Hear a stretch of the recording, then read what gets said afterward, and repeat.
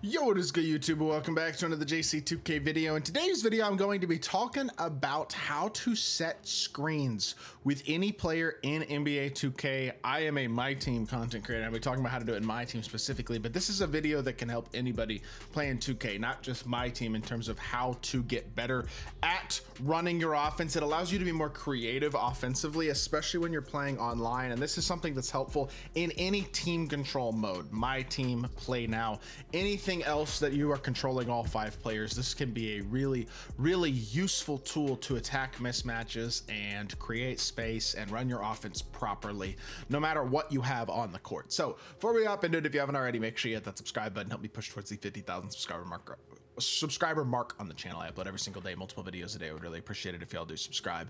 Without further ado, let's get into it and allow me to demonstrate. So in My Team specifically, with the way that people run lineups with a lot of height at times, you will find yourself sometimes, if you have, for example, let's say a tall small forward like a Matas Buzelis, you'll find yourself maybe wanting to run screens with him. We'll start him for this example anyway, instead of one of your bigs, for whatever the reason the case may be. And this is a very simple concept, but a lot of people have no idea how to do it. We'll just hop into what team has like a couple of, it doesn't even matter, it's domination, who cares. We'll just hop into a rookie domination game and I will just demonstrate how this is done and try to explain different scenarios in which I would use this. So really simple concept. All you have to do, because obviously to run a regular pick and roll, if you don't know, all you got to do is hold LB. If you hold your left button or L1 on your PlayStation, and it will bring either the closest power forward or center to you automatically, whichever one is closer, your power forward or your center. It'll bring that player to you, and it will, I mean, obviously, like, call them for a screen. So just let them go shoot the ball here. LeBron could go score or whatever. I don't care. So generally speaking, I hold left button and I just hold left button, and you see how PJ Brown comes and sets pick and roll. And it's going to be PJ Brown. From where I am right now, it's going to be PJ Brown every time. I hold it again, it's going to be PJ Brown. Now, if I walk over to Jack Sikma, and Jack Sikma's the closer big man, then I hold LB, then Jack Sikma will be the one setting the screen. But it's automatically always going to be the closest player, power forward or center, to the ball handler. That is the screener on a normal pick and roll offensive possession. But oftentimes that's not the player you want setting the screen. For example, let's say this is not an online game, but let's say this is an online game. And so my opponent has DeAndre Ayton at the 5. That's a tall center, but apparently it's backcourt. But he has a power forward who is a 6'8", 6'9" power forward in Rui Hachimura. Obviously, in real life, in game, sometimes you're going to match up where you have a height advantage. So I'd want my power forward to be maybe the guy who's setting the screen there. So how do I do that? Well, it's really simple. If I want my power forward setting the screen, all I have to do, and this goes for any position, I just hit LB, and instead of holding it, you see how icons pop up? You hold the icon of the player you want to set the screen. So I hold Y, PJ comes and sets pick and roll. Very simple stuff. If I want, for example, to attack Dalton Connect, weak defender in the corner, hit LB, hold B, and all of a sudden Bruce Bowen is my screener and I can attack the weak defender, just like that. Does that make sense? It's very simple, and it allows you to call screens with any of the other 4 players on the court that are not the ball handler, depending on matchup.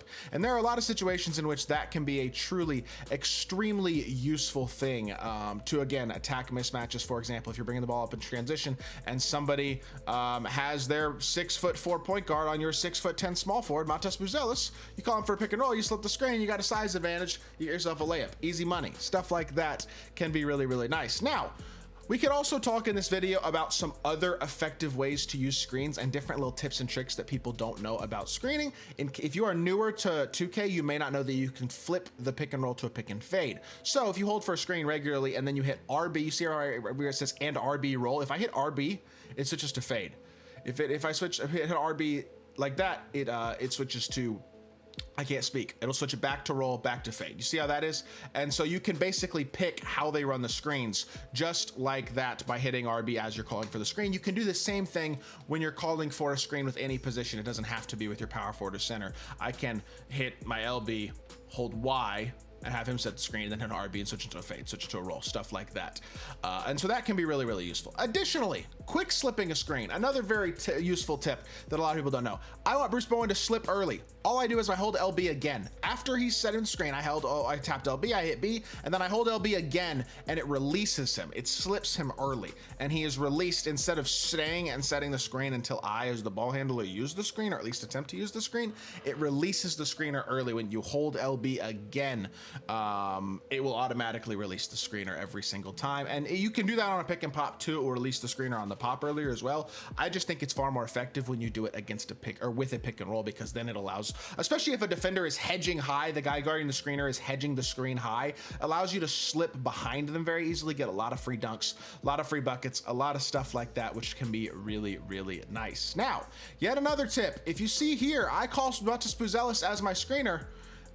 If I push my left stick in, it'll flip, like push it in, down. It'll flip the side he sets the screen. So if you want to flip the screen side, all you have to do is, while you're still holding the icon or the LB to set the screen, you push your left stick in and they will flip the side of the screen. So that's another useful tip that a lot of people don't know in terms of how to use screens. If you want to go middle and your screener sets the, let's say you're on the right hash, like Luka is right now, and he sets the screen on the middle, but you want to go baseline. You want to go right, try to get to a normal fade to the right. You could flip the screen. I'll give you another example right here. Michael Carter Williams has a good normal fade to the right, but let's say I bring the ball up the court over here. I want to go pick and roll. He sets the screen to the left. I have to release the screen now, but he's setting the screen to the left. I can now push my left stick in. Now he's setting it to the right. Now he's screening right. I can go to the right, shoot my normal fade easier. It allows you to flip the screen from where they're initially setting it, and basically control where you want that screen set as well. So key things like that. Being able to set the screen with any player on the court, depending on what matchup you want to attack and what you want to do. Being able to flip the pick and roll, pick and pop with your RB. Being able to flip the side of the stick by pushing your left, or the side of the screen by pushing your left stick in to change how you want the screen to be set. Different things like that are the key to separating your pick and roll offense and making it a more in-depth, elite, and complete offense than most of your opponents. And stuff like that are the keys. And then I will talk about one other concept as well, which is something I may make a separate video on later on this year, but the idea of push popping as well. If I go pick and roll with Bruce Bowen, okay, the quarter's over, so I'll just demonstrate in the second quarter. If I go pick and roll with Bruce Bowen, but my opponent guards the slip really aggressively, and I want my player to pop out instead when they're slipping the screen, the guy who's when I want my screener to pop instead of roll, I can basically user control the way that pop works. All you have to do is have your icon passing on in your controller settings. You have to have your icon lead passing on. Sorry, it's right here. This setting right here needs to be on. If you have that setting on and you call for a pick and roll or pick and pop, and you just release the screen, you can push pop. You see how I pushed Bowen back out towards the top? He was slipping towards the rim, and then I push him, like drag him out kind of. Same thing here, use the screen, and then again, you can like almost drag them further or drag, and you can do it in transition as well as you're bringing the ball up the court. You can like push a player towards the corner. You're using your left stick to push the player as you pass the ball in the direction you want them to move, basically. So you could push them away from you, closer to you, higher, a little bit lower, just try to push them away from a defender. And obviously you can do it in transition as well to like pass lead. Like if I want to throw it to MCW, but I want him to go to the corner, you see I push my left stick diagonally up to the right, and it continued to follow him up to the corner, basically. I go pick and fade here, and then I can push him back, and he keeps dragging backwards. And there's different ways to use the push pop, and it's something to definitely practice over time. It's not super easy to see at first, but push popping is a really, really effective mechanism as well for creating space effectively and getting good looks from the three-point line off of your pick and pop or off of your pick and roll as well. So that's another useful tip. But again, to recap, to call a screen with any player, all you got to do, hit LB, hold the icon of the player you want to screen. To flip it from pick and roll to pick and fade, all you got to do is tap RB while you are in the process of calling the screen with any player. To flip the side of the screen, all you got to do is push your left stick in, and they will flip the side of the screen.